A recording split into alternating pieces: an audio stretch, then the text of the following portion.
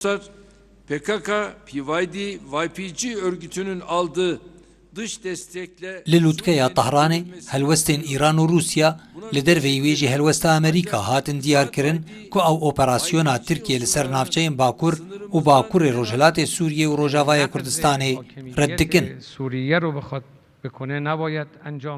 سرکردەیەکی ڕێخستنە ئاسووری دەموکرات ji tora medyayî Rûdawê re ragihand ku gefên Tirkiyeyê ciddî ne û Tirkiye behaneya hebûna hêzên ser bi PKK û YPG bikartîne. Êdî ev rewşa necîgir bandorê li ser pêkhateya kiristiyan dike û êrîşeka wiha wê pêla koçberbûnê bêhtir bike. أعتقد أن الإدارة الذاتية لم تقم بدورها. Ez guman dikim rêveberiya xwe ser bi rola dabînkirina parastina pêwîst û korîdor û navçeyên ewle ji bo koçberbûna xelkên sivîl ji jin, zarok û temen mezinan eger hat û ev êriş pêk hat. Wê torek ji tunel û xundekan cîbcî kiriye û biryara rewşa awarte ragihandiye. Lêvelatiya asayî nizane çawa reftarê bike, ne jî rêveberiya xwe ser planek ji re daniye ji bo dabînkirina parastina welatiyan. Bi nêrîna min take çare ji bo dûrxistina vê navçeyê ji bê serûberî, wêranî, operasyonên leşkerî û vê êrişê ew e ku rêgirî li ber bihaneyan bêkirin ji aliyê rêveberiya xwe serve. Rêveberê rewangeha aşûrî ya mafên mirovan Cemîl Diyarbekirlî jî ji tora medyayî Rûdawê re ragihand ku hêj ew nizanin Tirkiye heta çi radeyê ciddî ye di encamdana operasyoneke wiha de. Lê bi hebûna axaftinê derbarê êrîşekê rewşeke nearam durist dibe û pêkhateya kiristiyan jî ziyanê dibîne.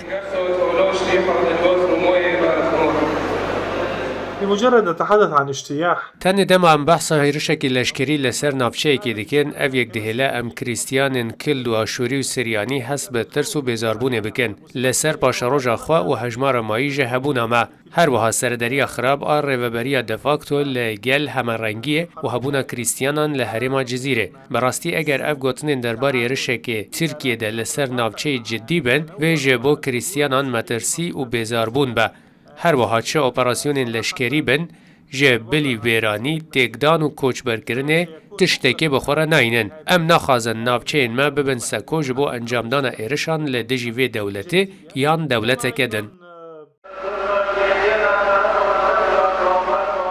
بسەدەما نەبوونا ئامار و سەرژمێریên فەرمی هەژمارە ڕاستەقینەیە کریستیانان لە ڕۆژاوای کوردستانê bi zelalî nehatiye diyarkirin.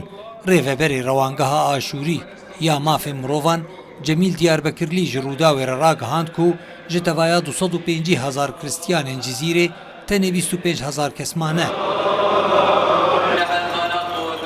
Berpirsê siyasî yê rêxistina Asûriya Demokrat Gebriyel Mûşê Gewriyê jî berê ji Rûdawê re ragihand bû ku li cizîra Rojavayê Kurdistanê berî sala 2011yan derdora 150,000 kiristiyanî hebûn. Lê aniha hejmara wan di navbera 40,000 heta 45,000 kesî de ye.